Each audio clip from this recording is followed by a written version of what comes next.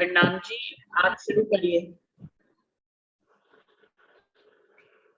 तो ये मुकदमा तो पूरी तरह से खारिज हो सकता था कि अगर ये साबित कर दिया जाए कि पांडव तालाब एक धर्म स्थली है, धार्मिक पवित्र स्थान है, क्योंकि बड़ौदा के लोगों ने मैजिस्ट्रेट के सामने ये कह दिया था कि यहाँ पे अ, हमें तो महात्मा जी ने, शेरपुर वालों ने ही दर्शाया था कि ये हमारा धार्मिक स्थान है और यहाँ पे कोई भी ऐसा कृत्य शिकार का नहीं हो सकता।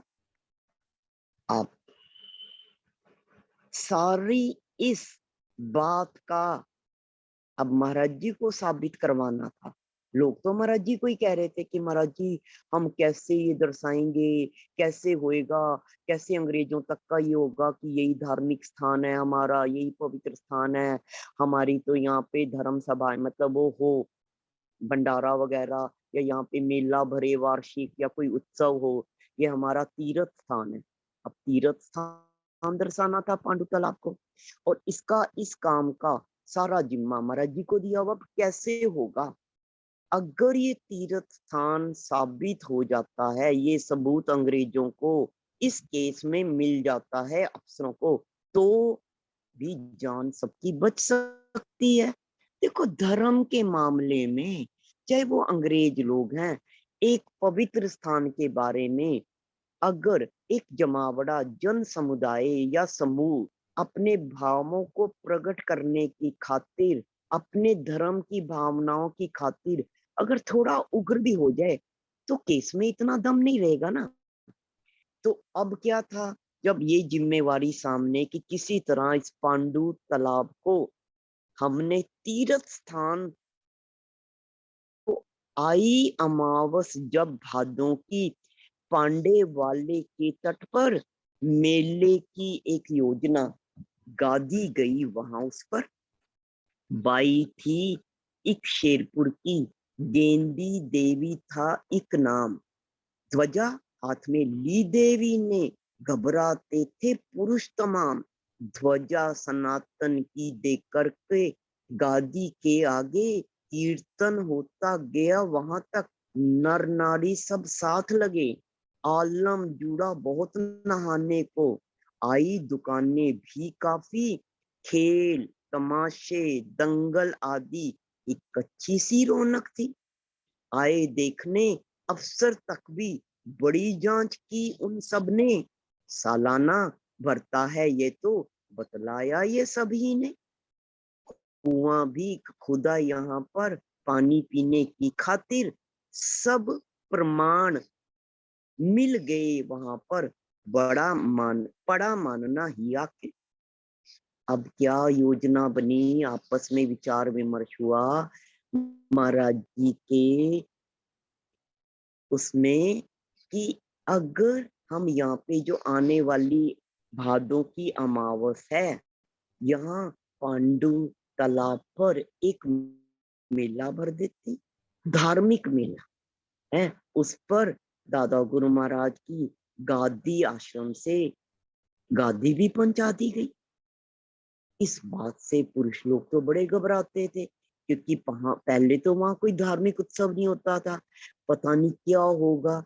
लेकिन एक जो काम मर्द नहीं कर पाए, वहां शेरपुर गांव की एक औरत गेंदी देवी, उसने ध्वजा हाथ में ली धर्म की, और जलूस के आगे, शोभा यात्रा के आगे जय जयकार करते हुए धर्म की है, और वो आगे बढ़ गई। इस गादी के आगे धर्म की ध्वजा वो लहरा रही, और पीछे 5 गांवों के लोग भजन कीर्तन करते, नाचते गाते, बड़े बूढ़े आदमी औरत बच्चे सब, जैसे कि शोभा यात्राओं में हो, खूब उत्साह से धार्मिक भावनाओं के जयकारे लगाते हुए आगे बढ़ते गए, और आश्रम से पांडु तालाब तक एक शोभा यात्रा से निकली। और उस पांडु तालाब पर बाकी सारे जन, जितने भी 5 गांवों के थे, उस दिन तो सारे एकजुट होके, कोई वहां पे नहा रहा है, लोगों ने अपनी दुकानें लगा दी, जैसे एक गांव के मेले में कुदरती तौर पे वहां दंगल हो, खेल तमाशे हो, पूरा का पूरा ऐसे दृश्य वहां देखने में आया। दुकानें लग रही हैं, लोग खरीदारी भी कर रहे हैं, कई लोग नहा धो रहे हैं, जैसे एक पवित्र स्थान पे लोग जाके स्नान करें, खूब भीड़ भी है।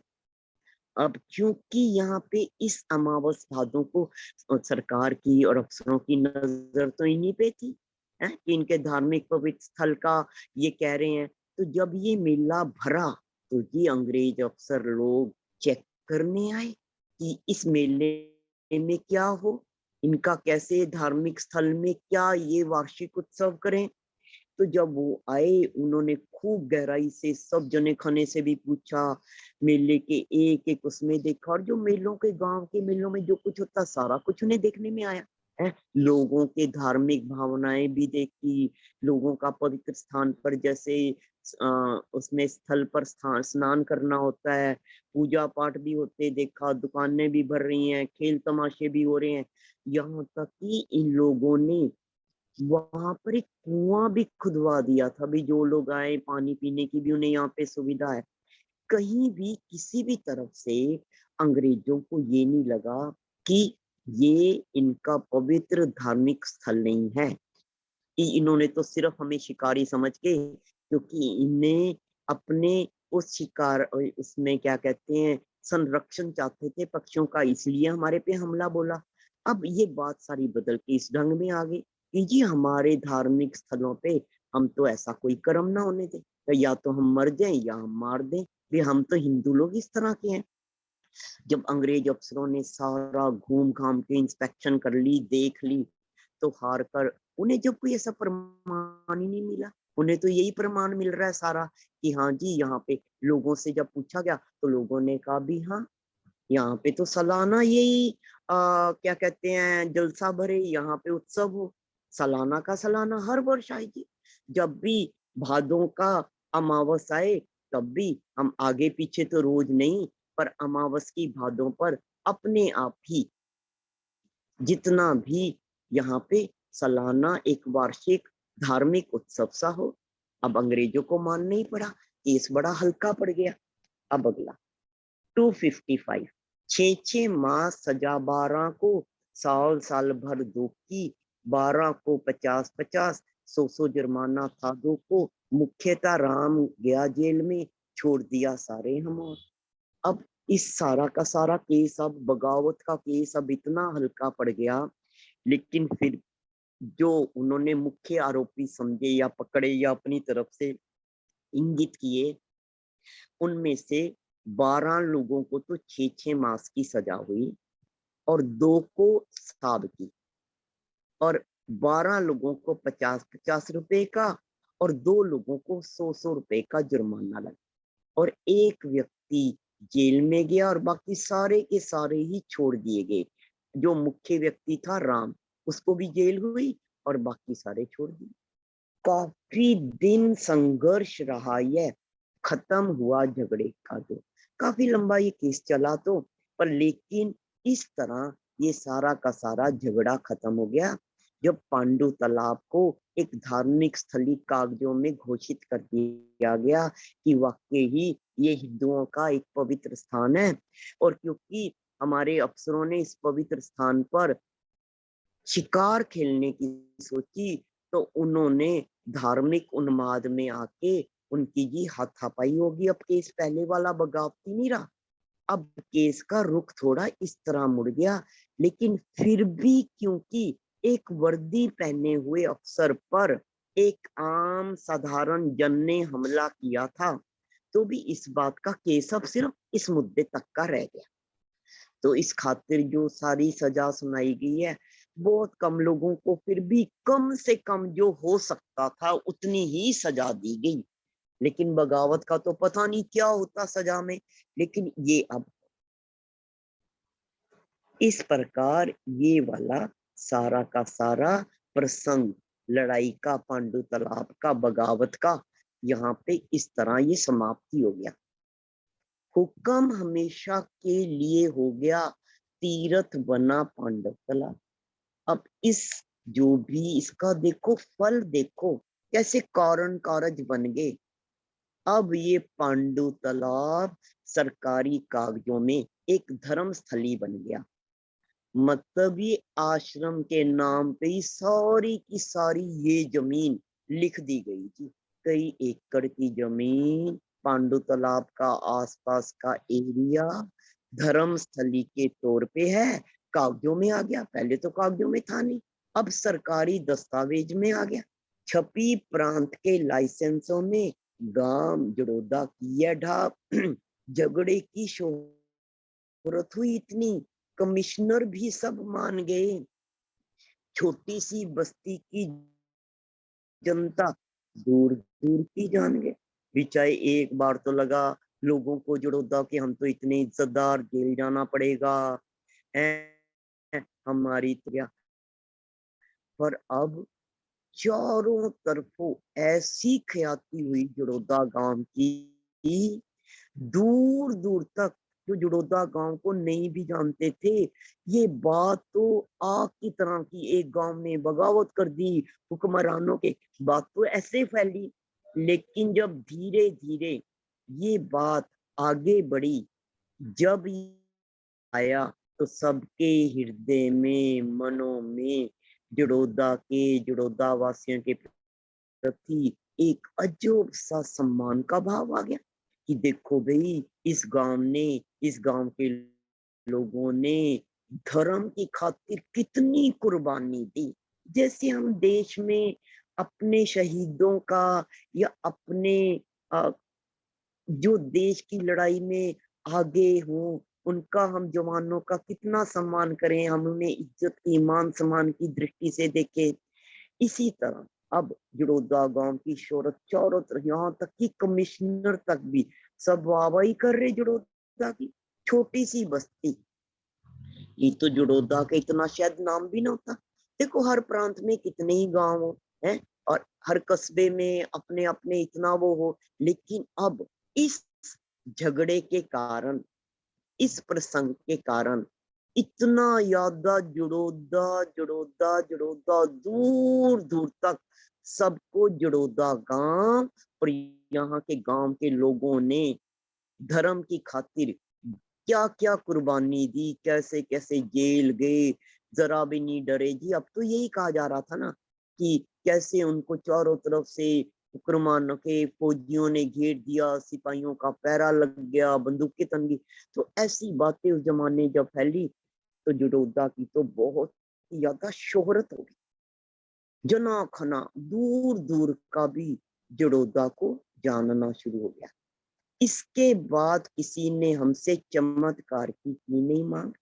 पटवारी जी से हम बोले, देखा चमत्कार का स्वांग था तो वह मेहमान आपका घूम गया, लेकिन घर घर परिचित था क्या सभी गांव से, करी मेहर उसने सब पर। अब महाराज जी वो जो पटवारी था जड़ोदा गांव का, जो महाराज जी के सत्संग में रोज उठता बैठता था और जिसके मन में एक ही तलब, एक ही इच्छा, एक ही डिमांड थी कि महाराज जी आप स्वांग तो दिखा दो, बाबा जी तो आप बन घूम रहे हैं, सॉरी आप ये तो दिखा दो, कर कोई अपना चमत्कार तो दिखा दो हैं। आपने तो बाबा जी का स्वांग तो धर रखा, वो तो यही कर रहा था, लेकिन आपके पास चमत्कार तो है नहीं, तो बाबा बनने का क्या फायदा, लंगोट धारण करने का क्या फायदा है भाई, हमें कुछ दिखा तो दो। तो अब महाराज जी ने इस पूरे के पूरा जो ये कांड हुआ इस प्रसंग के बाद बोला, पटवारी जी हैं क्या और भी कोई चमत्कार देखना चाहो? देख लिया चमत्कार, देख लिया।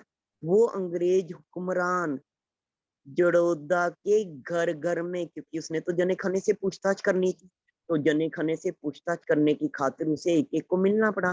तो एक एक देखा इस गांव के एक घर में वो अंग्रेज अफसर घूमा कि नहीं घूमा है, एक एक का परिचय लिया कि नहीं लिया है, सबके घर गया कि नहीं गया है। तो अब पटवारी ये बात को जान के कि महाराज जी हमें तो क्षमा कर दो, महाराज जी क्षमा करो, बस पग पकड़े पटवारी ने मूल्यनांका तनिका का भगवान बुद्धि हमारी ने, अब उसका रुख बदल गया।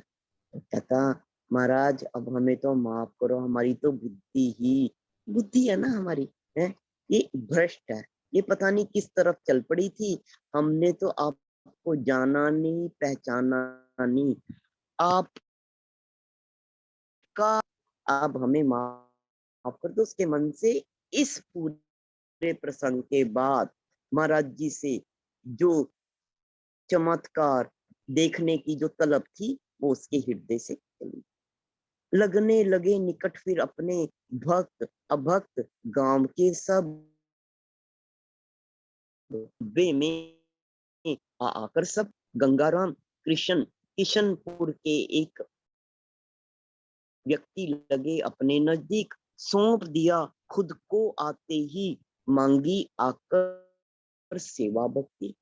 अब पहले तो जुड़ोदे में जुड़ का वो प्रसंग हुआ, अब साथ ही साथ ही यह आपका ये सारा काम, लेकिन महाराज जी के प्रति लोगों का भाव बढ़ता ही गया, दर पर भीड़ उमड़ती ही गई। ना सिर्फ गांव के जो धार्मिक प्रवृत्ति के जो अभक्त भी थे वो भी आकर जुड़ने लगे, वो भी आश्रम की ओर सत्संग सभाओं की ओर आने लगे। इस तरह महाराज जी के यहाँ खूब भीड़ सुंदर साथ की एकत्रित होने लगी। इसी दौरान किशनपुर गांव का जो एक व्यक्ति था गंगाराम नाम का, वो भी महाराज जी के संग सानिध्य संपर्क में आया और आते ही वो महाराज जी को समर्पित हो गया। और उसने आकर महाराज जी के चरणों में सिर्फ एक ही इच्छा रखी कि महाराज जी हमें यहाँ की सेवा और यहाँ भक्ति मिल जाए आपकी। भाव देख उसके अति निर्मल सेवा भाव उन्हें सौंपा। अब मंदिर बन गया राज्य का वह तिनकों का झुंड। अभी तक तो महाराज जी वहां झोपड़ी में बैठते थे, सुंदर साथ आते थे, चलो जी जो उठ बैठ रहे थे और उनके साथ सत्संग वार्ता संवाद होता था। जो भी महाराज जी के हृदय में बात उठ रही थी वो बताते थे, या जो कोई प्रश्न पूछ लेता था उसका समाधान कर देते थे। सत्संग सभाओं में तो यही हो। लेकिन अब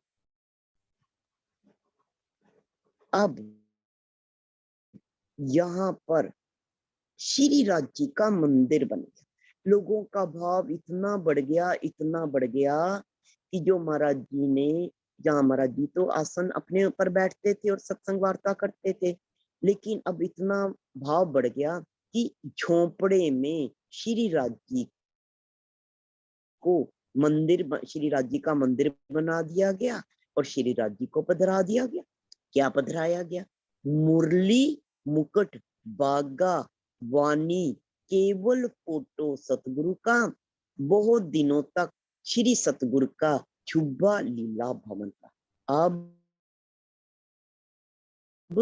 यहाँ पर मंदिर की इस तरह पहले बानी पधरा, मुरली मुकुट बागा और सतगुरु महाराज जी का स्वरूप पधरा कर पूरा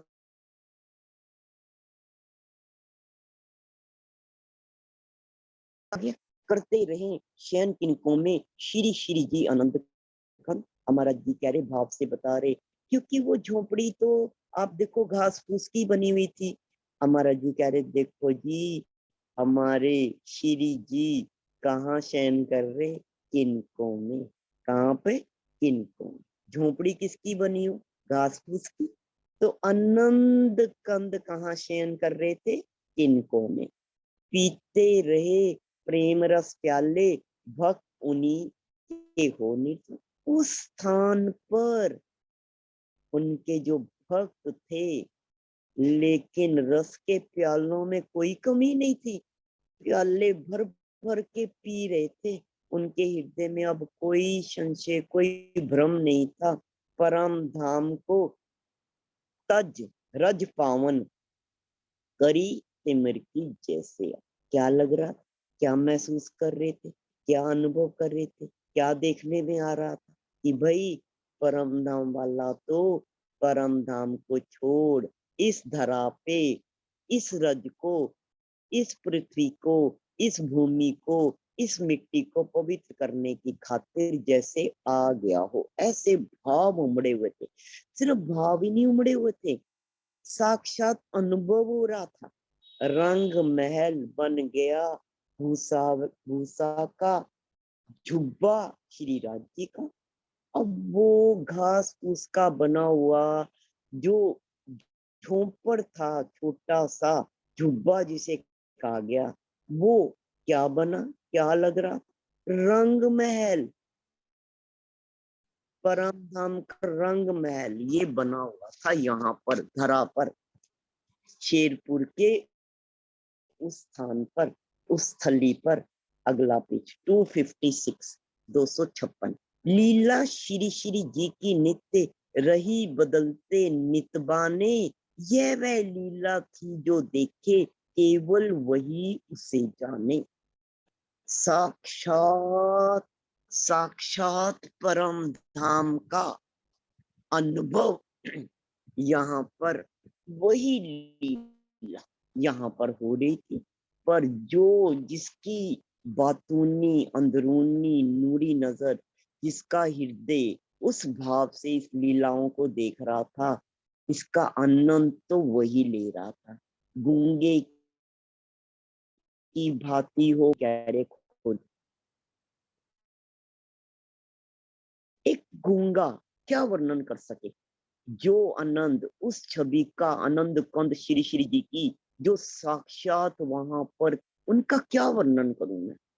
कल्पनाओं से अपनी अपनी स्वयं समझ लेता छोटा भी, जिसके जैसे मन के भाव हैं वो वैसा ही समझ लेता है। वही आरती होती थी जो प्रचलित है, जगदीश हरे संध्या समय ग्रामवासी सब आते छोटे और बड़े।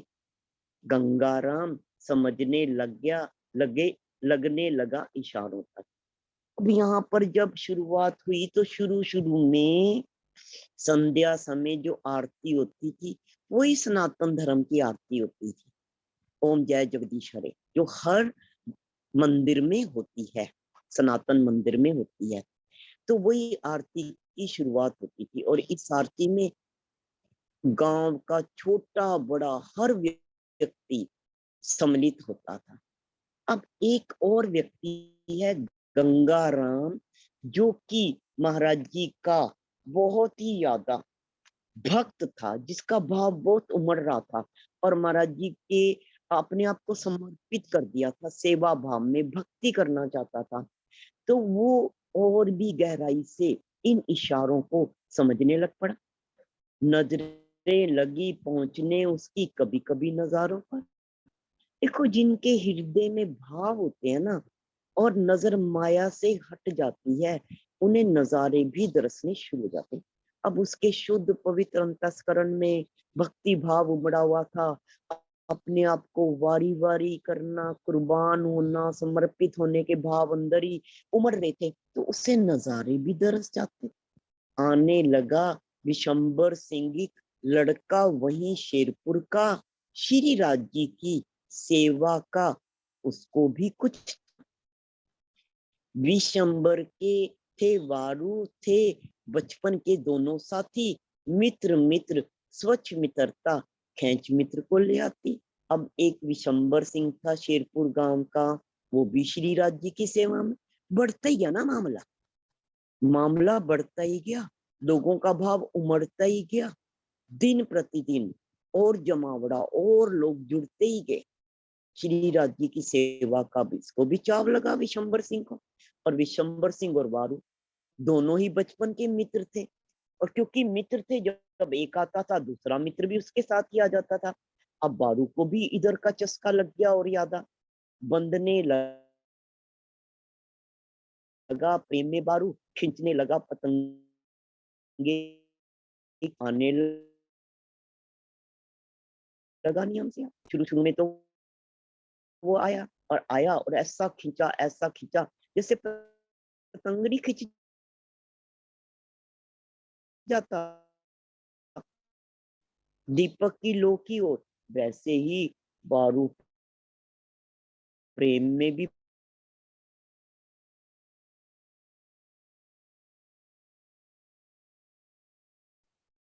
दीदी आपकी आवाज चली गई है। चंदन दीदी। था, वो सेवा भाव से आता था। सुनाई दे रहा हाँ अब आइए, बीच में चली गई थी।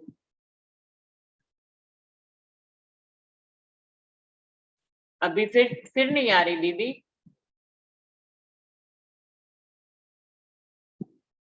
चंदन दीदी आवाज तो चली गई है आपकी।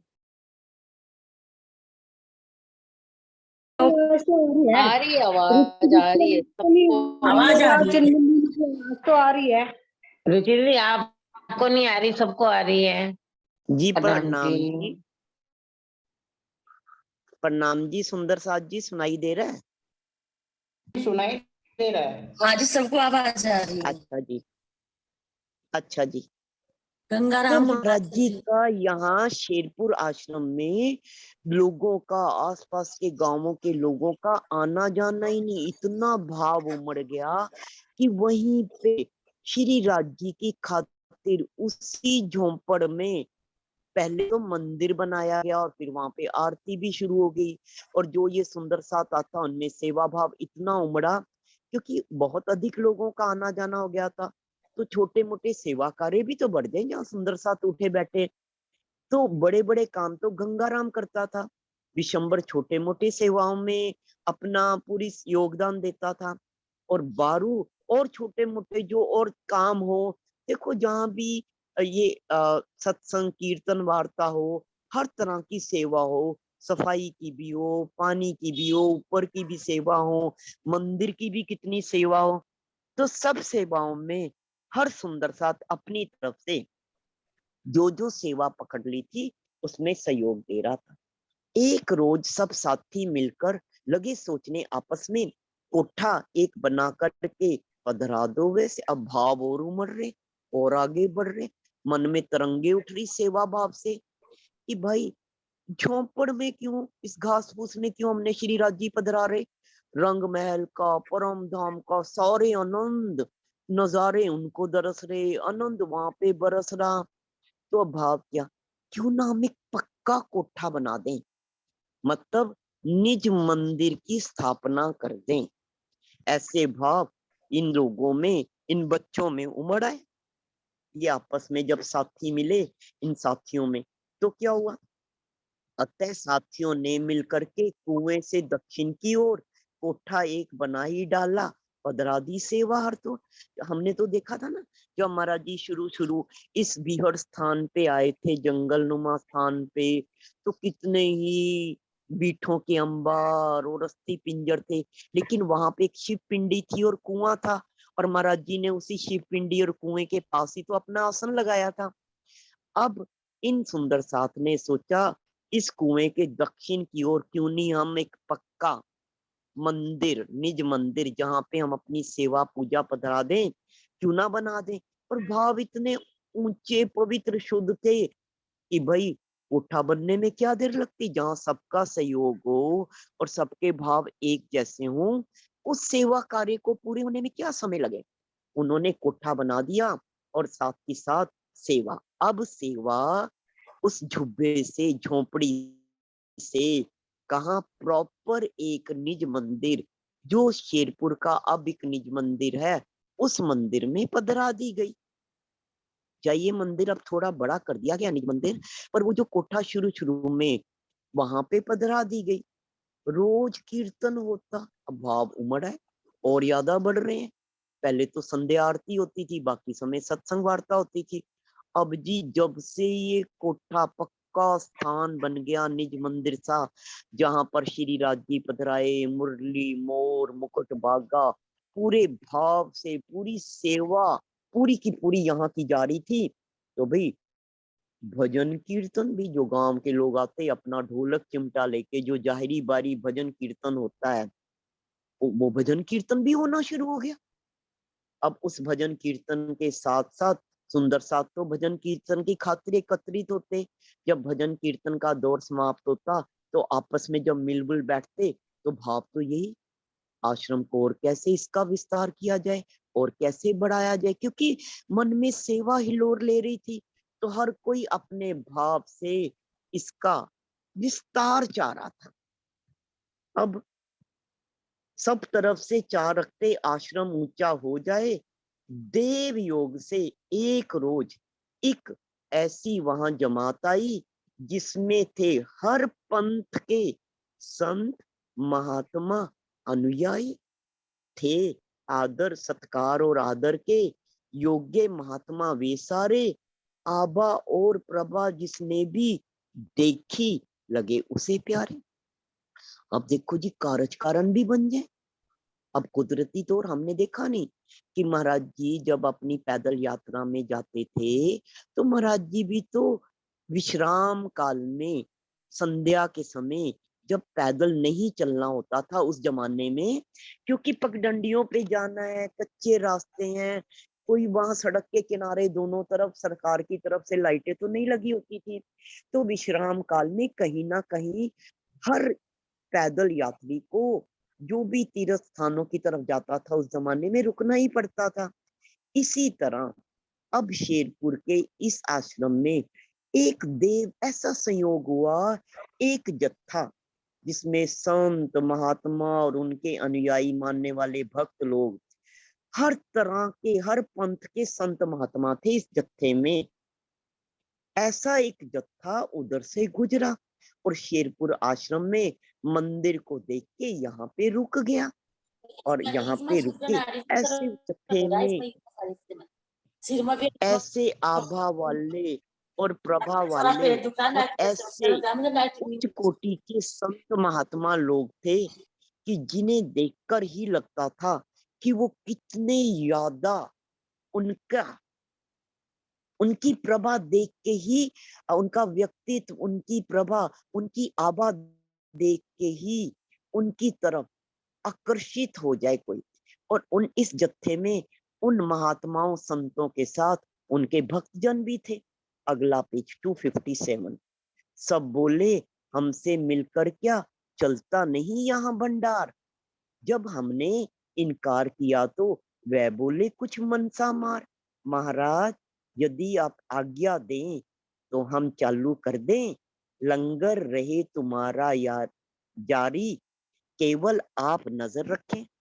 अब पहले तो छोटा सा झोंपड़ा ही था जहाँ पे महाराज जी का आसन था, और फिर उसी झोंपड़े में मंदिर बन गया था। लोग बाग आते थे, आसपास के गांवों में आते थे, बैठते थे, सत्संग वार्ता सुनते थे और चले जाते थे। दिन रात का तो यहाँ किसी का रुकना नहीं था। तो यहाँ पे कोई भी लंगर की प्रॉपर कोई व्यवस्था तो थी नहीं। और यहाँ पे जब ये जमावड़ा आया, पूरा का पूरा जत्था आया संत महात्माओं का, मंदिर को देख के यहाँ रुकने में, विश्राम करने खातिर, ठहरने खातिर, तो इन लोगों में, महात्माओं लोगों ने, संत लोगों ने महाराज जी से पूछा, महाराज क्या यहाँ पे भोजन की भंडारे की भी व्यवस्था है। तो महाराज जी ने कहा भाई यहाँ पे लंगर भंडारा तो नहीं चलता, रहने की जो भी व्यवस्था थी वो तो उनके सामने ही थी। तो उन्होंने ये कहा महाराज यदि आप आज्ञा दें तो हम यहाँ पे भंडारा शुरू कर दें, हम यहाँ पे लंगर जारी कर दें। आप तो सिर्फ, आपने कुछ नहीं करना, सिर्फ उस पे अपनी कृपा दृष्टि बनाए रखना है। तो महाराज जी ने आगे से कहा, हमने कहा आप समर्थ हैं, इच्छा यदि यही है तो भला काम है, आज्ञा किसकी, फौरन आप शुरू कर दो। भाई महाराज जी ने अपने पे कोई बात नहीं की, भाई आप तो समर्थवान है, अगर आपके मन में ये भाव है, ये इच्छा है, ये तमन्ना है, तो ये तो बहुत बहुत अच्छी बात है कि भंडारा भी शुरू हो, आएगे को खाने पीने की कोई यहाँ पे असुविधा ना हो, विश्राम के साथ उन्हें लंगर भोजन प्रसाद भी मिले। इसमें आज्ञा किस बात की, हमसे क्यों पूछ रहे हो, आपके भाव हैं तो आप फौरन शुरू कर दो। है विश्वास श्री सतगुरु पर, पूरा इसे निभाएंगे। हमें तो इतना ही ईमान है कि हमारे सतगुरु महाराज जो भाव से आज आप लंगर भंडारा शुरू करना चाह रहे, वो ही इसको निभाएंगे, वो ही बरकत डाल लेंगे। काम जगत के चला रहे क्या, अपना नहीं चलाएंगे। मिलकर सभी महापुरुषों ने करवाया चालू भंडार, चलता रहे हमेशा यूं ही, ताकत दे इसको करतार। तो महाराज जी ने कहा भाई हमसे क्यों पूछो, हमें तो पूर्ण ईमान, हमारे गुरु महाराज सतगुरु महाराज इस भंडारे को बरकत देंगे। तो जो सारी दुनिया के काम चला रहा है, क्या वो अपने इस मंदिर के और मंदिर के आने वाले जो भी यहाँ पे साधु संत महात्मा है और उनका जो भंडारा होगा, क्या वो उसे नहीं पूरा करेगा, उसे नहीं चलाएगा? हमें तो उन पर ही ईमान। तो वो महापुरुषों ने वहां पर पहली बार, अब वो जो पहले कोठरा बना निज मंदिर में, निज मंदिर सा एक कमरा पक्का डाला गया और वहां पे सेवा पूजा पधराई गई। अब प्रॉपर सेवा पूजा होनी शुरू हो गई। और यहाँ पे अब इन महात्माओं में, इस जत्थे में, देखो जत्थे का जब परिचय दिया गया तो ये भी कहा गया हर पंथ के संत महात्मा। तो देखो ये भी गहराई से समझने वाली बात है। किसी एक महात्मा ने नहीं, किसी एक भगवावसधारी ने नहीं, हर पंथ के संत महात्माओं ने मिलकर यहाँ पे भंडारा शुरू किया। और क्या आशीर्वाद दिया, क्या भाव था उनका भी, चलता रहे हमेशा यूं ही, ताकत इसको करतार दे। कि ये भंडारा जो आज भाव से शुरू हुआ है, सदा सर्वदा हमेशा के लिए चलता रहे। और सुंदर साथ जी, शायद ये शेरपुर मंदिर की स्थापना 1930-31 के आसपास हुई थी और आज देख लो 2022 है। उस दिन से शुरू हुआ भंडारा आज तक चल रहा। कहीं और जाओ ना तो वहां एक फिक्स टाइम हो, इतने से इतने बजे तक, उसके आगे पीछे अगर आप चले जाओ तो आपको भोजन प्रसाद नहीं। लेकिन शेरपुर का दर एक ऐसा दर है, चाहे कोई अर्धरात्रि के समय भी सुंदर साथ वो पहुंचे, दिन के किसी भी टाइम पहुंचे, लंगर प्रसाद हमेशा ही तैयार ही मिलेगा। तो ये उन महात्माओं संतों द्वारा, जिसमें हर पंथ के दिव्य पुरुष महापुरुष थे, उन्होंने शुरुआत कराया। और महाराज जी की मेरे नजर में और दादा गुरु महाराज की मेहर से वो भंडारा उस दिन का शुरू हुआ, आज तक निर्विघ्न लगातार चलता जा रहा। बड़े प्रफुल्लित हो करके सबने जीमा व प्रसाद नियम पूर्वक उसी तरह से क्षेत्र चला। फिर इसके बाद जब वो पहले दिन वो भंडारा सबने मिलके अपने हाथों से सहयोग से प्यार से भाव से बनवाया, तो नेचुरली है उस लंगर प्रसाद को, वो तो परम धाम का ही रस उसमें टपका होगा। तो उस दिन के बाद लगातार नियमित तौर पे ये अन्न क्षेत्र चलता ही रहा। चले गए हम महापुरुष को छोड़ गए अपनी माया। महाराज जी कहते हैं ये भी महापुरुषों की माया ही तो है, आशीर्वाद ही तो है। अगर महापुरुष चले भी जाएं, जो माया जो लीला, देखो जो उन्होंने आशीर्वाद दिया वो आज तक वो आशीर्वाद फलित हो रहा। रहे जीमते उस प्रसाद को भंडारे में जो आया, उस दिन से लेके आज तक इस भंडारे में इस स्थान पर जो भी आया उसने इस प्रसाद को ग्रहण किया। कभी वहां चलता